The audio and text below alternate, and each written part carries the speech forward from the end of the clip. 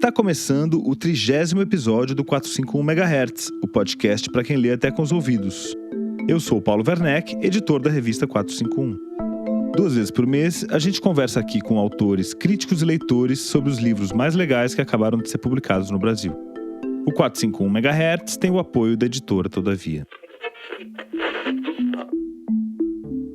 Você já escutou o Quarta Capa, podcast da Todavia? No ar toda última quarta-feira do mês, o Quarta Capa traz conversas que têm os nossos livros como ponto de partida para discutir questões atuais, sempre com participações especiais de autores, livreiros e leitores. No último episódio, falamos sobre o lançamento de A República das Milícias, dos Esquadrões da Morte à Era Bolsonaro, de Bruno Paes Manso, o mesmo autor de A Guerra, a Ascensão do PCC e o Mundo do Crime no Brasil.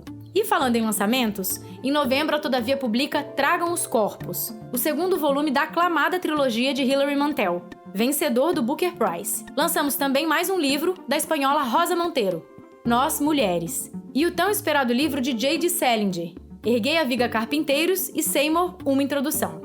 Ainda em novembro, publicamos o romance Os Supridores, de José Faleiro, um retrato eletrizante e por vezes cômico das favelas da capital gaúcha e a epopeia de um capitalismo bem brasileiro. Para acompanhar as novidades da Todavia, procure a gente nas mídias sociais e inscreva-se nas nossas newsletters acessando o site da editora, todavialivros.com.br. Lembrando que os assinantes da 451 têm desconto de 20% direto no site da editora. Bom, e como a gente está chegando no final do ano, eu queria convidar você a dar de presente de Natal uma assinatura da 451 para quem você ama. É isso aí, é um investimento no repertório de uma pessoa do seu coração que vai chegar 12 vezes ao longo de 2021. Além disso, o seu presenteado vai ganhar acesso ao site, acesso às nossas newsletters e vai poder participar da nossa comunidade de leitores. A 451 é um projeto que foi concebido para ser sustentado pelos seus próprios leitores. Por isso, dê uma assinatura de presente e invista no repertório de quem você ama. Se você fizer uma assinatura agora, o seu presenteado já vai receber a nossa edição de dezembro com os melhores livros de 2020. A capa tá um arraso, eu convido você a pagar para ver. Bom, eu tô gravando esse episódio do 451 MHz aqui dentro de casa, em São Paulo, ainda de quarentena por causa da epidemia do novo coronavírus. A gente está publicando esse episódio do 451 MHz exatamente no dia 20 de novembro de 2020, que é o Dia da Consciência Negra de um ano muito especial, talvez um ponto de virada na luta contra o racismo. E uma das expressões mais graves do racismo brasileiro é o que acontece nas nossas prisões. Nós somos um país que adotou a política do superencarceramento e, obviamente, que essa política atinge com muito mais força a população negra. Para falar sobre esse assunto urgente, eu convidei 2 autoras, 2 intelectuais que lançaram 2 livros importantíssimos, escritos e publicados no calor da hora. Um deles no calor da pandemia e o outro no calor da luta social pela moradia em São Paulo. Quem acompanha a 451 sabe que esse ano não é a primeira vez que a gente entra nesse assunto. A gente já publicou em maio uma edição especial sobre o drama do encarceramento feminino no Brasil. É uma situação que atinge particularmente as mulheres negras. E as nossas convidadas de hoje, na verdade, são muito amigas, e eu não sabia disso ao chamar as 2. Uma delas é a Preta Ferreira, que é líder de movimento de moradia que foi presa injustamente em 2019. Ela passou mais de 100 dias no cárcere depois de ter sido convocada a prestar um depoimento sobre um movimento de moradia do qual não fazia parte. Agora a Preta Ferreira está lançando as memórias dessa experiência terrível no livro Minha Carne, Diário de uma Prisão, que sai pela editora Boitempo, inicialmente no recém-criado Clube de Leitura da Boitempo. Foi muito forte, muito marcante aquele encontro, porque Angela Davis sofreu a mesma coisa que eu sofri. E aí teve um encontro de 2 gerações de mulheres pretas que lutam pelo direito constitucional da população preta, que foram presas injustamente, né? Para conversar com a Preta Ferreira, eu convidei a Juliana Borges, que além de ter publicado vários livros sobre a questão do encarceramento no Brasil, lançou nesse ano de 2020 o livro Prisões, Espelhos de Nós, pela editora Todavia. Saiu pela coleção 2020. A Juliana Borges, além de escritora especializada na questão carcerária brasileira, acaba de inaugurar, com alguns amigos, a Banca Higienópolis, que é um ponto de venda de livros e revistas da mais alta qualidade. As histórias que a gente recebe são das mais absurdas, né? De gente que precisa negociar a comida que recebe dos familiares durante a semana para poder ter papel no final da semana para poder escrever. Então vamos lá para a entrevista com a Preta Ferreira e a Juliana Borges. Mas a gente está aqui para falar de 2 grandes livros e de 2 grandes autoras, pensadoras e ativistas que estão movimentando o pensamento e a vida brasileira, né? Eu convidei aqui a Preta Ferreira para falar com a gente sobre o livro novo dela, que está chegando agora, não é nem nas livrarias, né, Preta? O livro está no clube de leitura da editora Boitempo, é isso? Isso. Se eu fosse vocês, eu entraria no clube de leitura da Boitempo. Agora em novembro vai ser o livro de lançamento desse clube. É isso aí, vamos assinar o clube de leitura da Boitempo. É uma editora super importante, tem uma bibliografia super relevante, brasileira, internacional, de história, literatura, vários assuntos. E esse seu livro de memórias, né, Preta, que me dá a impressão de que é dos livros mais importantes do ano aí do Brasil. Registra uma situação gravíssima que aconteceu a quente aí, e escreveu um livro. Queria até que você me contasse aí como é que é. Como é que foi escrever esse livro? Primeiro, antes de ser presa, eu li Eu Preso Político, da minha amiga Juliana, que me fez entender por que todo brasileiro, mesmo que tenha cometido pequenos delitos, são presos políticos. Então, a minha amiga me ensinou isso, me ensinou sobre necropolítica. E quando eu fui presa, eu comecei a praticar tudo o que Ju ensinou no seu livro, tudo o que Ju me falou. E aí eu comecei meu trabalho de militância dentro do presídio, né? Me prenderam, não tinha como eu trabalhar aqui fora. Me prenderam por causa de uma luta digna, né? Que é a luta pela moradia, o direito constitucional, que não está sendo garantido, que não está sendo cumprido, nossos direitos violados. Então, eu questionei a lei. Então, por ser uma mulher a questionar a lei, eu fui presa para me silenciar também. Minha mãe ficou foragida, Carmen Silva, perseguiram toda a minha família. Então, eu tinha só uma opção, sobreviver e mostrar para que minha mãe me fez, por que minha mãe me criou, né? Tinha que dar mais esse orgulho ainda, né? Porque a gente sabe dos apontamentos sociais para quem nasce preto nesse país. Tudo isso está acontecendo é porque a gente está incomodando gente grande, está incomodando quem não cumpre com os direitos do povo, que está no poder, né? Marielle incomodou tanto que foi assassinada. E dentro da prisão comecei a trabalhar isso. E falar para elas o porquê que elas eram presas políticas também. Que o machismo leva a mulher para a prisão. O livro fala sobre essas questões de mulheres que estavam na prisão junto comigo e só precisavam de lugar de escuta. E eu consegui trabalhar dentro da prisão. Maravilha, parabéns. É um livraço muito impactante. Nós vamos falar sobre ele aqui no programa. Juliana, tudo bem? Muito obrigado, você também. Nem sabia que estava unindo 2 amigas. Olha a minha ignorância. Há muito tempo vocês são amigas, é isso? Bom, primeiro, agradecer o convite. E, assim, tá junto com a Preta, mesmo que, assim, à distância, né? Sempre muito maravilhoso. Eu sinto muita saudade. Inclusive, eu escrevo, né, no prefácio do livro da Preta, e eu acabo confidenciando para as pessoas a importância da família Ferreira na minha vida, na minha formação, no meu acolhimento, né, em momentos pessoais dos mais difíceis para mim e ensinamento o tempo todo, né? Então eu fico assim super tocada de ver a Preta falando que aprendeu comigo, quando na verdade eu aprendo com ela todo dia, né? E eu sinto muita saudade. Então a gente tá usando aqui o podcast para matar essa saudade, né? Pode usar à vontade. O seu livro também está entre os lançamentos mais relevantes de 2020, que é Prisões, Espelhos de Nós, né? Para começar com esse título que já é um tapa na cara de quem não tinha essa ideia, né? De que a prisão reflete a nossa sociedade, né, Juliana? Como é que é esse livro nesse contexto da pandemia? Fiquei muito feliz com o convite, no primeiro momento, para escrever esse livro. Depois, acho que bateu a realidade, né? Do que era escrever sobre um tema que é tão difícil, mas que é necessário discutir prisões. Foi um processo extremamente doloroso, assim. Eu tenho uma história que tem uma família que... Um lado da família tem policiais, tem agentes da segurança. Do outro lado, tem familiares que passaram pelo sistema prisional. Então, trabalhar todas essas contradições foi um processo doloroso, mas rico ao mesmo tempo. Por mais que eu não tenha sido uma pessoa que passou pelo cárcere, o meu compromisso é político e é um compromisso que é pessoal também, tanto por ser uma mulher negra periférica que é um alvo dessa política, mas também por conviver com pessoas que passaram pelo sistema prisional, que passaram pela prisão. Se isso me incomoda, qual que é o meu papel, né? Então, se eu tenho a possibilidade de falar sobre isso, para que essa discussão seja ampliada e para que as pessoas que passaram pelo sistema prisional possam também ter voz e falar sobre isso, foi o que me tocou a escrever sobre isso. Por isso que eu abro o livro falando sobre silêncio, sobre romper silêncio. Por isso que eu falo sobre espelho, porque a gente precisa se olhar no espelho, né? Se você se omite sobre isso, você está apoiando isso, você está corroborando com desrespeito a direitos fundamentais, você está corroborando com tortura, com violência, né? E a gente não pode mais ficar calado sobre isso, né? As pessoas que estão presas, elas estão sob tutela do Estado para cumprir uma pena de privação de liberdade, não para cumprir uma pena sob violência, sobre tortura, comendo comida estragada, né? Então, assim, eu acho que tudo isso que me move a caminhar do lado de pessoas como a Preta e de apoiar movimentos de familiares, né, de pessoas que foram presas. Eu acho que esse é um debate fundamental para a gente fazer se a gente discute tanto que a gente precisa se civilizar enquanto sociedade, né? A gente fala tanto em humanização e a gente fala pouco da prisão, que é esse espaço de desumanização. Isso que o seu livro aponta, né? Quer dizer, a gente encontra o modelo da nossa sociedade na prisão. E no final é um retrato muito feio, né? A gente publicou em maio um material do pessoal do LAUT, que é o Centro de Análise da Liberdade e do Autoritarismo, sobre mulheres presas no Brasil. É escandaloso. É uma situação digna do Donald Trump, que prende criança, pessoas que ficam mofando na cadeia sem advogado.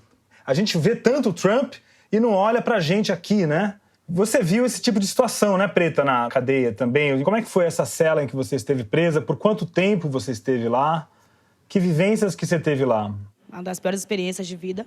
É desumano. Comida chega com pedaços de rato. Que é Cada isso? pavilhão recebe uma parte do corpo do rato. 3 dias dormindo no chão, sem tomar um copo com água, café da manhã jogado na sua cara.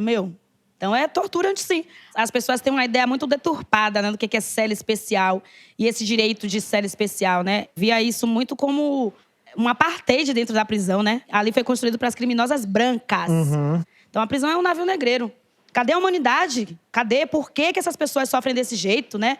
Estão prendendo pessoas por ter opiniões. Então a gente está vivendo uma ditadura, né? Aí mistura ditadura com racismo e quem sofre com isso é a população preta, a população indígena e a população de trabalhadores de baixa renda. Então, que Brasil é esse que a gente está vivendo? A gente está sendo torturado desde que a gente nasceu. Sim, e você fala exatamente do livro da Juliana sobre o preso político, né? Essa noção de que os presos atuais são presos políticos, você certamente, por estar ligada na questão do movimento de moradia, né? Mas com certeza as pessoas presas por tráfico de drogas, presos comuns, né? Essas pessoas presas na rua, são presos políticos, sim, né? Sim, são presos políticos também, porque o traficante mesmo, o dono da banca, tá lá, ó, nos portos, tá no avião do presidente. Então, são esses que são os traficantes. Não é aquele laranja que foi pego com 10 gramas de cocaína, foi preso e o juiz não deu HC e morreu de Covid na cadeia, não é esse? Sim. Esse daí faz parte do extermínio.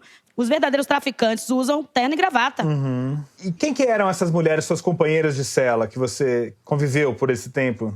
Muitas também eram forjadas pela polícia, que 2 saíram agora e comprovou. Outras mataram os maridos. Agora eu fico pensando, o que essas mulheres não sofreu também, né? Pra chegar ao ponto de uma mulher matar alguém, a gente tem que prestar atenção por que essa mulher matou. Ou ela matava ou ela morria, né? Então a mulher, quando pede socorro, ninguém socorre. Sim. Juliana, quer comentar essa situação do preso político brasileiro, assim? Quantos seriam esses presos políticos, se a gente fosse falar em quantidade, assim? Você tem uma ideia? Olha, primeiro que eu concordo com tudo que foi colocado pela Preta e eu me reivindico abolicionista penal, né? Então eu questiono, inclusive, o objetivo, a existência da prisão em si. Quando a gente afirma que todo preso, né, é um preso político, é justamente para afirmar e para denunciar um sistema de justiça criminal e uma política criminal construídas para manutenção de desigualdades que são socio-raciais e de privilégios. A gente pensar a política criminal não como algo natural, como é colocado muitas vezes no senso comum, né? Então as pessoas acham, muitas vezes, um ato ser considerado ilícito, ser considerado um crime, seria algo natural. Mas quando a gente vai fazer, inclusive, comparação entre sociedades, a gente percebe que o crime é uma construção do homem, né? Porque o crime, ele é modular, né? Ele é modular e ele é funcional. Então, o que é considerado crime na nossa sociedade, em muitas outras não é. As maneiras como a gente vai trabalhar esses conflitos, como os indivíduos vão ser responsabilizados por alguns atos, também são modulares e diferentes em diversas sociedades. Então, quando a gente está fazendo essa denúncia de que os presos são presos políticos, é justamente para demonstrar que a política criminal, que o sistema de justiça criminal, que o sistema penitenciário, que as prisões, eles são instrumentos de uma política que penaliza determinados grupos na sociedade. Uma parcela da sociedade, um grupo da sociedade está sendo selecionado para ser criminalizado e punido. Quando a gente olha para a prisão e vê que 55% das pessoas presas, né, entre 54% e 55%, não tem o ensino médio, isso tem que dizer alguma coisa para nós. Não significa que essas pessoas abandonaram a escola porque quiseram simplesmente. Algo aconteceu para que essas pessoas não continuassem seus estudos. Então, é uma falha da sociedade, né, em primeiro lugar. Por isso que tem essa questão que a Preta vai apontar, né? Quem são as pessoas que estão lá presas? Quais foram as circunstâncias para essas pessoas estarem presas? Eu acho que tudo isso vai evidenciando essa fala de que a gente precisa fazer uma discussão sistêmica sobre o que é a política criminal e sobre o que é o sistema de justiça criminal do Brasil. Por isso que eu afirmo que todo preso é um preso político, porque é um processo que é viciado. Isso não significa, porque muitas vezes as pessoas falam, então você está sendo contra a prisão e você acha que não tem que acontecer nada, né? O abolicionismo penal, ele não é contra a responsabilização, o reconhecimento, a responsabilização e a reparação. A gente é contra uma justiça punitiva, vingativa. Questionar a prisão não significa defender uma sociedade em que indivíduos não são responsabilizados por atingir, de alguma maneira, ou cometer alguma prática que a sociedade, de alguma maneira, vai julgar como inadequada. Sem dúvida, né? Inclusive em países desenvolvidos, principalmente na Europa, existe até uma sobra de vagas em prisões, porque o punitivismo, assim, a privação de liberdade já não é mais o principal instrumento da justiça, né? Assim, isso são para casos extremos, pessoas que realmente não podem estar em contato com a sociedade, né? Exatamente. E nem por isso são sociedades com altos índices de criminalidade, né? Sim. A nossa sociedade, que é extremamente punitiva, que defende de maneira intensa a prisão, né? A gente fala em ampliação de presídio o tempo inteiro. E a nossa sociedade, que é extremamente violenta. Dá a impressão que uma coisa alimenta a outra, né? É. Você acha que as pessoas vão se sensibilizar um dia? Ou é só quando o rico for preso? Igual aconteceu na ditadura, teve vários relatos de prisão de gente rica, de escritores, intelectuais que publicaram livros. Todo mundo se comoveu. O Caetano agora no filme do Narciso em Férias. Quer dizer, a gente fica comovido vendo um cara bem nascido na cadeia. Por que o Brasil não se comove quando a Preta está lá dentro? Que hipocrisia é essa? Quando a gente vai pensar essa política criminal, é justamente pensar essa política como uma construção para a garantia do exercício do poder do Estado, né? E que vai criminalizar grupos específicos da sociedade. Existem estereótipos trabalhados na sociedade, imagens de controle de que a população negra seria naturalmente marginal. Então, a gente viu, inclusive, há pouco tempo, blogueiras dizendo, né, abre aspas, de que é óbvio que pessoas negras estão em maioria na prisão porque elas cometem mais crimes. Fez essa afirmação sem nenhum respaldo científico. Não tem nenhuma pesquisa séria que demonstre pra gente isso, né? Pelo contrário, as pesquisas do Núcleo de Estudos da Violência, do professor Sérgio Adorno, que chegou a fazer um levantamento sobre perfil de réus no nosso país, apontavam o contrário, né? Que a proporção de crimes cometidos a partir desse critério racial, eles são muito parecidos, mas o que destoa são as punições, né? É quem é punido pelo crime que comete. Por isso que a sociedade não se mobiliza por isso, porque é esperado que essas pessoas sejam presas, sejam considerados criminosos e perigosos. São as classes criminosas que precisam ser, de alguma maneira, enclausuradas ou controladas. E a sociedade acaba se escandalizando quando é uma pessoa que não se espera isso. Que é o caso que você citou da ditadura militar, né? Então, prender estudante, né? A gente tem, inclusive, essa fala muito forte, né? Mataram um estudante, prenderam um estudante, né? Ainda falava, matar um estudante podia ser seu filho, quer dizer, para tentar implicar as senhoras de bem nessa morte, né? Exatamente. E as pessoas não se comovem quando é uma mãe periférica, uma mulher negra chorando pelo seu filho adolescente, pré-adolescente, que é morto dentro de casa. Quem são esses estudantes que estão nas universidades, né? É recente isso no Brasil, de existirem pessoas negras na universidade produzindo. Antes elas eram exceções, mas hoje que a gente vê isso de maneira mais robusta, né? Então, pessoas estão produzindo mais na universidade, estão disputando o espaço acadêmico.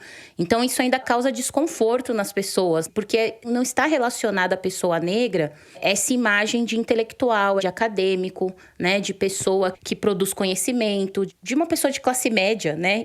E ainda mais, quando você consegue ascender, tem que ter uma história triste para contar. Claro. Né? Então, você ainda continua preso nesse estereótipo. Então, acho que pensar nessa questão da falta de comoção, eu acho que tem a ver com pensar isso, né? Quem fez essa pergunta e continua fazendo é a Angela Davis, né? Ela vai falar o que define o crime e quem define quem é o criminoso. Acho que esse debate de prisão envolve muitas perguntas, né? Que a gente tem que fazer para nós mesmos. Muitas. Bom, agora vamos abrir um parêntese para um anúncio da editora Companhia das Letras. A editora está lançando, pelo selo Zahar, um volume único que reúne o amplo panorama da obra de Lélia Gonzalez, uma das mais importantes intelectuais brasileiras do século XX, com atuação decisiva na luta contra o racismo estrutural e na articulação das relações entre gênero e raça em nossa sociedade. Por um feminismo afro-latino-americano, esse é o título, reúne textos, ensaios, artigos, entrevistas antológicas, traduções inéditas e escritos diversos, como uma carta de Lélia endereçada a Chacrinha, o velho guerreiro.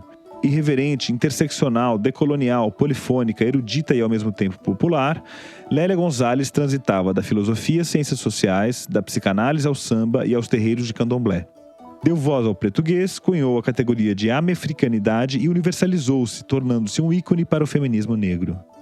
Saiba mais em companhiadasletras.com.br. Assinantes da 451 têm 20% de desconto para compras diretas no site.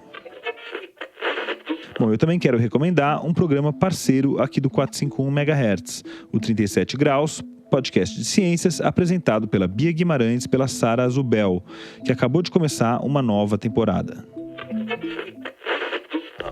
Se você escuta o 451 MHz, você gosta de ler. Se você gosta de ler, você gosta de boas histórias. E se você gosta de boas histórias, eu acho que você também vai gostar do podcast 37 Graus. Eu sou a Bia Guimarães, uma das apresentadoras do 37 Graus, e eu quero te convidar para ouvir a nossa nova temporada. A cada episódio, uma história diferente sobre o tempo. A história de uma cidade no interior do Ceará que fez o tempo virar, da corrida sem fim para ver quem chega primeiro no passado, de um cofre à prova de tudo que guarda um pedaço do futuro. E no episódio mais recente, a Ópera de Tunico, a gente fala do primeiro brasileiro a emplacar um hit de sucesso nas paradas internacionais. Uma jornada incrível, com cenas dignas de filme, ou de ópera mesmo. O difícil é conseguir enxergar a fronteira entre a verdade e a fantasia. Às vezes o passado é assim. Escute 37 Graus em qualquer aplicativo para podcast.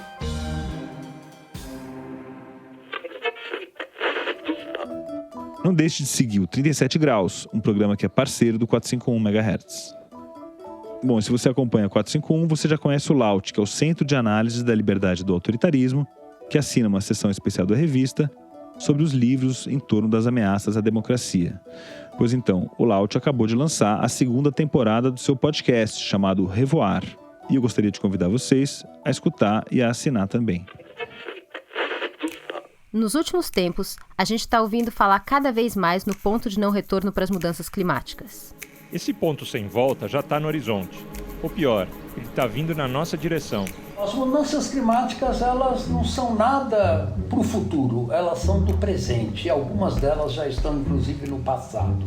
É dessa emergência que a gente vai falar na nova temporada do Revoar, o podcast do LAUT, o Centro de Análise da Liberdade e do Autoritarismo.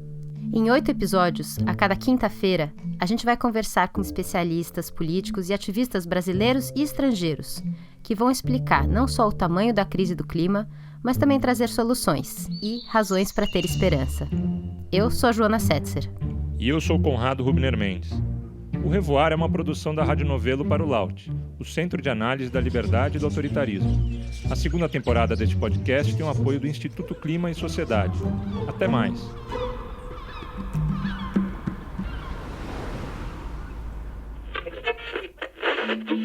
Bom, então não deixa de ouvir o Revoar. Já pode procurar aí no seu tocador de podcast. E antes da gente ouvir a segunda parte da conversa com a Preta Ferreira e a Juliana Borges, eu quero falar para vocês sobre o plano Ouvinte Entusiasta.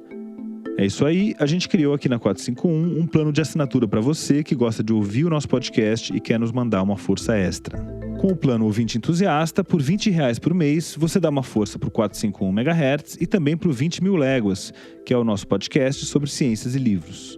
Em troca, você recebe acesso completo ao nosso site e também ao nosso clube de benefícios, que dá direito a descontos de até 30% em livros e outros produtos culturais.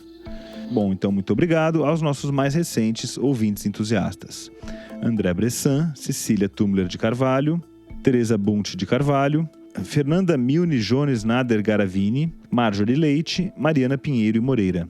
No final do programa, eu vou ler a lista completa de todos aqueles que estão nos apoiando com o plano Ouvinte Entusiasta. Então vai lá e faz a sua assinatura no 451.com.br. Bom, e agora vamos partir para a segunda parte da entrevista com a Preta Ferreira e a Juliana Borges. Preta, a Juliana falou sobre a Angela Davis, né? Você recebeu a solidariedade dela, né? Como é que foi essa história? Foi muito forte, muito marcante aquele encontro, porque Angela Davis sofreu a mesma coisa que eu sofri. E aí teve um encontro de 2 gerações de mulheres pretas que lutam pelo direito constitucional da população preta, que foram presas injustamente, né? Cada uma na sua idade, no seu tempo, mas a gente se solidarizou uma com a outra. A gente se enxergou na mesma dor e na dor de outras mulheres. Existem outras pessoas sofrendo com isso, com a mesma prisão injusta, sendo considerado também preso político, um perigo para a sociedade. Então, a gente vê que não acabou ainda, né? Então, o encontro foi nesse lugar. E ela te deu uma força com o livro? Como foi essa questão de escrever? Porque também ela tem um grande livro sobre isso, né? Sim, que me ajudou bastante também, né? Esse livro faz parte dos meus prediletos, eu não deixo ninguém nem tocar sequer. Principalmente no que ela dedicou a mim. A gente tem muito essa relação com a escrita, né? Ângela chegar na minha casa e perguntar em que posso te ajudar, em que posso ser útil, né? Como posso te ajudar nessa situação, porque ela sabe como pode me ajudar, porque ela passou por isso. Então, quando ela fez aquela pergunta pra mim, eu me senti a pessoa mais importante do mundo, né? É muito foda ver 2 mulheres pretas perseguidas, mãe, filha, a família toda, e Angela Davis se desdobrar do outro lado do mundo pra vir falar com a gente. Então, porque ela acredita nessa luta, né? Ela se reconheceu. E você foi acusada de quê, hein? Como é que foi, assim, concretamente, a sua prisão? Você estava numa manifestação? Conta pra gente como é que foi o dia, a acusação. Menina, eu me senti mais perigosa que Pablo Escobar. Porque, olha, eu fui presa sendo considerada um perigo pra sociedade. Eu só tenho 1,62 m. E eu vejo o Estado como um gigante, como um opressor, né? O Estado é opressor. Eu fui acusada de extorsão, mediante grave ameaça, de formação de quadrilha e de ser do PCC. Você foi presa durante a manifestação ou não? Como foi a circunstância? Não, tava em casa dormindo, de repente chegou a polícia com a arma na minha cabeça. Tipo, abre a porta com a arma na minha cara. 3 policiais armados numa casa cheia de criança, revistando tudo, revirando tudo, pediu os documentos, por que tava invadindo minha casa, não tinha resposta, não me deram nada. E disseram que ia me levar pra dar um depoimento, que eu já tava de volta. Levaram minhas coisas e até hoje não me devolveram. Inclusive, eu quero, viu, gente, que eu trabalhei muito pra comprar. E me colocaram numa condição de presa. Independente de ser presa política ou não, sempre vou olhar pra mim e vai ver uma mulher que foi presa. Eu sempre trabalhei na minha vida. E me jogaram no calabouço, me jogaram com esse título. É revoltante isso, né? Juliana, você como amiga da Preta, como é que foi a rede de solidariedade que se formou? Como que aconteceu essa campanha para libertar a Preta também, que foi muito importante? Assim que aconteceu, eu recebi mensagem. A Preta também foi muito rápida em falar para as pessoas perceberem que era importante fazer pressão, ir para frente da delegacia, né, para qual levaram a Preta. Então, eu lembro que no dia eu não estava nem em São Paulo, eu não estava em São Paulo. Então, eu não podia ir para a delegacia para acompanhar. E eu lembro até que tinha algumas pessoas, alguns ativistas periféricos que falaram: a gente quer ir, a gente quer estar lá, mas não tinha grana, né? E aí eu falei assim, bom, eu não posso ir, então assim, me passa a conta para eu transferir esse dinheiro para vocês irem para lá. De alguma maneira a gente percebia já, mesmo eles tendo dito, como a Preta falou, né, que seria só um depoimento, parece que tinha um sentimento, assim, das pessoas de que podia ser mais do que aquilo, né? E de que era importante ir para frente da delegacia, de que era importante pressionar desde o início. Parecia que não era possível, sabe? Que não era possível que aquilo estava acontecendo. Conheço a Dona Carmen, conheço Preta há muito tempo. Então, quando falaram quais eram as acusações, eu também fiquei meio atordoada, sabe? Mas como assim, né? Como é possível fazer esse tipo de acusação, sendo que se trata de um processo de organização dos movimentos sociais, né? Então, primeiro teve aquele espanto, aquele sentimento de não acreditar. E depois disso, de perceber que a gente não podia ficar muito tempo atônito. A gente precisava fazer alguma coisa, né? Então, eu recebi as informações, né? Tinham as companheiras, as amigas, os artistas se mobilizando. Pedi para a turma sempre me passando as coisas que eram importantes e que elas achavam que eu tinha condição de ajudar e contribuir. E nós precisamos falar, a gente precisa se posicionar num primeiro momento, né? Então, usar as redes sociais, falar com as pessoas que a gente conhece, mobilizar grupos de WhatsApp e tudo mais, para se somar, né, a esse processo de mobilização. Acho que sempre teve muito isso, eu não gosto muito de usar clareza, essas expressões. Vamos dizer, consciência negra, isso, que tal? Ótimo. Isso, obrigada. Eu acho que sempre teve essa consciência das pessoas que ampliar o movimento era fundamental e que isso não podia parar, não podia ter descanso sobre isso. O que eu acho mais, assim, impressionante é que essa força sempre vinha da Preta, assim, né? Então, a gente sempre recebia carta que ela enviava. A gente que devia estar mandando força para ela, né? E a gente recebia a força dela o tempo todo. Então, isso também mostra, assim, a generosidade que ela tem de estar nessa situação e se preocupar em passar afeto, né? Força pra gente que estava aqui fora e que a gente sabia que tinha que estar o tempo inteiro em atividade, né? E aí também receber a informação de quando ela ia sair, assim, também foi um negócio, assim... Eu sei que eu chorava, Esse processo de mobilização da Preta foi importante. Primeiro que eu acho que a Preta, ela fez irromper um pouco esse debate, né? Fez irromper essa discussão sobre a prisão. E ela sempre falou no plural. Ela que falou pra gente que eram liberdades pretas, que eram sobre todas essas mulheres. É uma pena que uma liderança, uma intelectual, porque eu considero a Preta uma intelectual brasileira, tenha que passar por isso. Para que uma série de pessoas que não estavam preocupadas, e não por maldade, mas que isso não passava pela vida delas, né? Discutir prisão, passassem a fazer essa discussão. E isso não parou, né? Essas pessoas continuam conversando, continuam entendendo que é importante falar sobre isso, que é importante falar sobre prisão, que é importante pensar sobre outras mulheres que ainda estão presas e que precisam de apoio, de ajuda para conseguir ter seus processos resolvidos, né? Pois é, Preta, você de onde tirou tanta energia, né? Porque, ser preso não é brincadeira. Você não teve um momento de, sei lá, de depressão, de ficar em introspecção. Você já parece que já chegou chegando, né? Com muita força. Ser preso não é uma coisa fácil, né? Ainda mais ser preso injustamente, né? Mas eu tirava a força de vocês também, que você estava aqui fora gritando por mim. Porque eu sabia que eu não podia cair, que se eu caísse, muitas pessoas cairiam, né? Então, eu ficava forte, na hora de momento de chorar, eu chorava. Mas é muito doloroso, né, passar por esse processo. As marcas não saem, fica pra sempre. Mas eu pensava o seguinte, se eu descansar, eu morro. Já me jogaram aqui na prisão, pior lugar. O que é que eu vou fazer? Vou escrever. Então, todos os dias eu escrevia. E aí, através da leitura, eu começava a instigar as manas lá dentro, pra elas lerem e se basear na lei e no processo delas através da leitura. Ficava dando spoiler do livro. E deixava elas bem curiosas, depois emprestava o livro. Então, fui fazendo a pequena revolução. Chegou uma época que nem entrava mais livros pra mim, né, Ju? E nem saía mais minhas cartas, nem É verdade. chegava mais carta, porque disseram que eu já tinha lido demais. Que é isso? Quem disse isso pra você? Quem falou isso? Povo lá dentro, né? Essa foi a resposta de quando meus familiares iam levar os livros no jumbo. Não entrava, disseram que eu já tinha lido demais. E pode isso? Você pode proibir livro? Tem tanta coisa legal que não pode no Brasil e tá acontecendo, né? Não tem lei nesse país, né? Lei pra preto? É ruim. Só para aprender mesmo. Pela lei de execução penal, seria um direito das pessoas que estão em situação prisional, direito e acesso à educação. Isso, inclusive, deve ser garantido, uma obrigação do Estado. Então, essas pessoas, elas teriam direito, sim, a acessar livros, a acessar papel, caneta. As histórias que a gente recebe são das mais absurdas, né? De gente que precisa negociar comida que recebe dos familiares durante a semana para poder ter papel no final da semana para poder escrever. Que loucura, cara, que loucura. Exatamente. Tem um relatório, né, que chama Cartas do Cárcere, que foi coordenado pela professora Tula Pires, teve participação do Felipe Freitas, da Ana Flausina, e que eles vão apresentar esse constante desrespeito a um direito das pessoas. Primeiro que a maioria das cartas é para saber sobre os seus processos. É uma mentira que quando você vai conversar com uma pessoa em situação prisional, que ela começa dizendo para você que ela é inocente. Muitas vezes essa pessoa, ela quer saber em que pé está o seu processo. Porque eles não têm informação. Qual é o processo também, né? Que muitas delas também nem sabem por que está sendo acusada. Nem sabe, assim como eu, que fui levada para dar o depoimento, né, amiga? Exatamente. Então, as pessoas querem ter informação sobre si mesmas. Muitas vezes. Inclusive, nesse relatório está exposto, encontraram cartas que foram rasuradas, né? Então, isso é censura, né? Uma carta que, para sair do presídio, ela é rasurada, significa que você está censurando uma pessoa de expor uma situação pela qual ela está passando e que é um direito. Quando eu trocava com meu irmão, que também estava preso, ele recebia as minhas dessa mesma forma, tudo rasgada. Sendo que provavelmente não tinha nenhum segredo ali do interesse público, né? Não. Quer dizer... Diante de todas essas dificuldades, as pessoas presas são os maiores leitores do Brasil, são os que mais leem.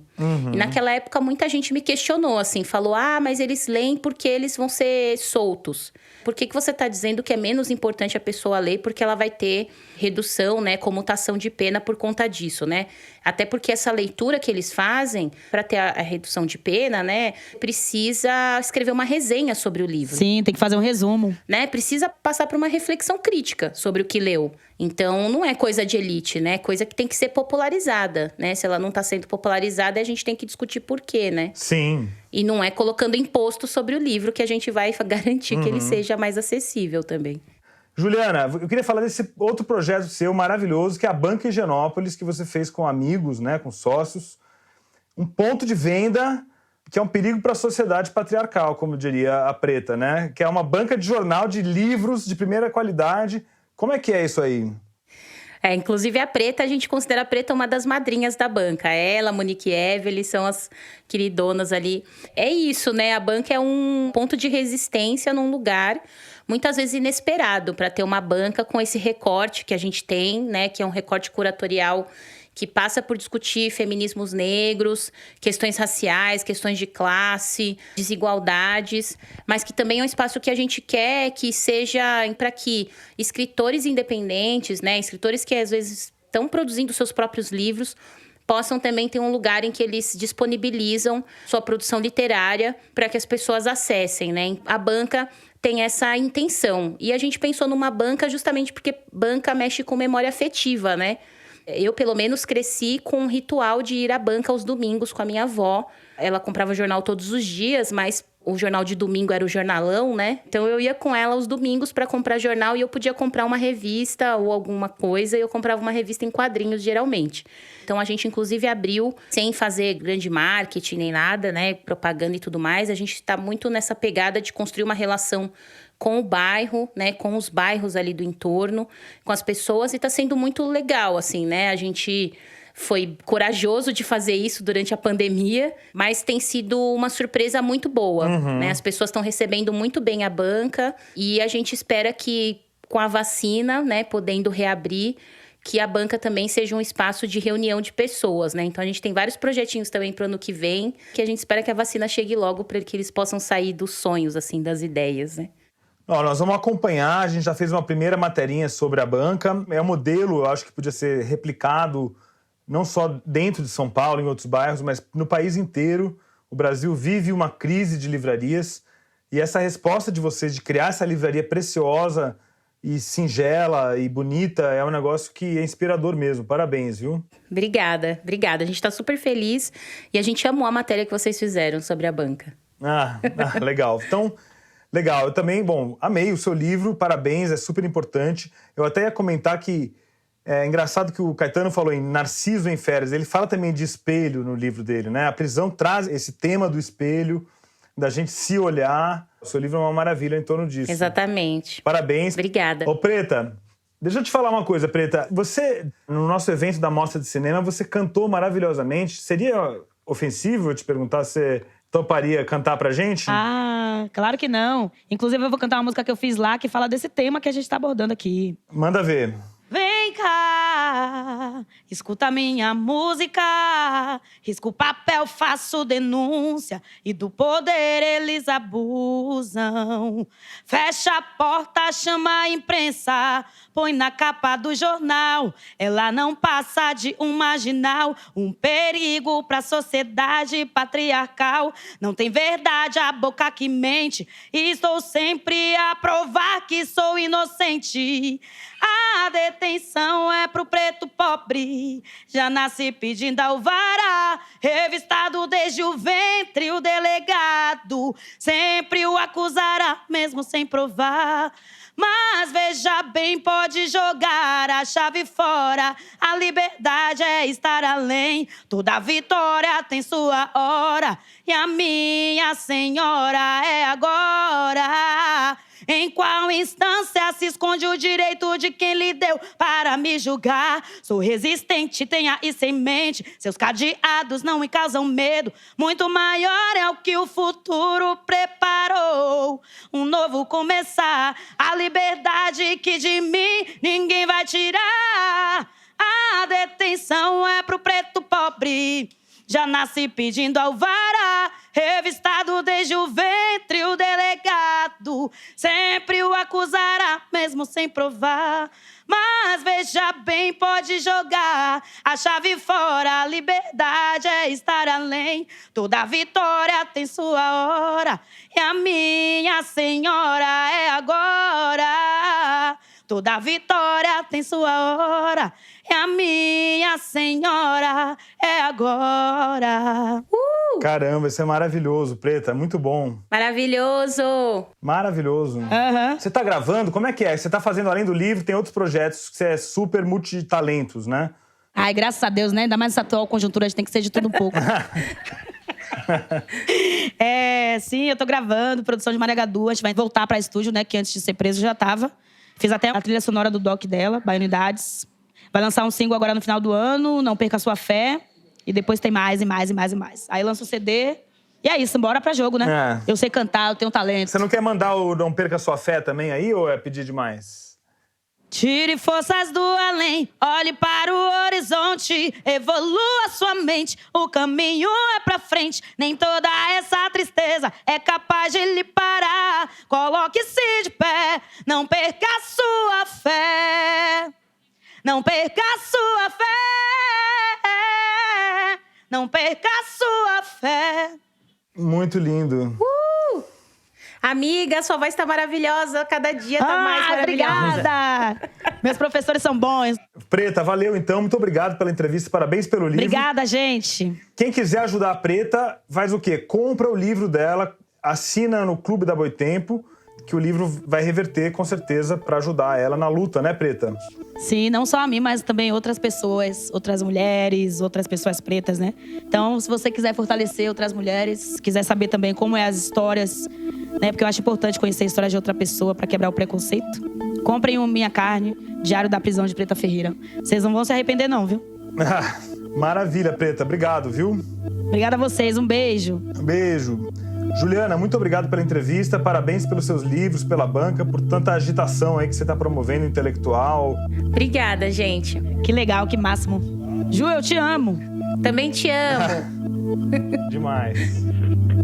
E agora, antes de me despedir, muito obrigado mais uma vez a todos os nossos ouvintes entusiastas. Renata Campos Salles Moraes Abreu, Márcia Dor, Leonardo Maciel Andrade, Leila Barreto, André Bressan, Patrícia Carneiro de Brito, José Osmar Azevedo Carneiro, Tereza Bunte de Carvalho, Eduardo Martinelli Carvalho, Cecília Tumler de Carvalho, Lucas Carvalho, Murilo Carvalho, Roberto Carvalho, Cecília Castellini, Camila Chaves, Gabriel Navarro Colasso, Walter Craveiro, Carlos Eduardo F. da Cruz, Ana Carolina Lessa Dantas, Luiz Eduardo Pinto Basto Tourinho Dantas, Marisa Dodorico, Gustavo Dutra, Kelly de Souza Ferreira, Ronaldo Ribeiro Ferreira, Valdomiro José da Silva Filho, Paula Fontana Fonseca, Luísa Franco, Fernanda Milner Jones Nader Garavini, Maria Filomena Gregori, Caroline Greve, Júlia Guarilha, Maria Guedes, Sandrine Giz, Paula Juchen, Sandro Vimer Valentini Júnior, Fábio Calvan, Marjorie Leite, Cláudio Lima, Leila Lima, Manuela Magalhães, Roberta Marquezin, Maria Cristina Savaia Martini, Lenívia Mendes, Lloyd Milhorini, Mariana Pinheiro e Moreira, Vitor Muniz, Gabriela Nespoli, Luiz Antônio Timote Nicoliello, Ana Novaes, Lígia Helena Salles Nunes, Valéria Way Barbosa de Oliveira, Bruno Emanuel Carvalho Oliveira,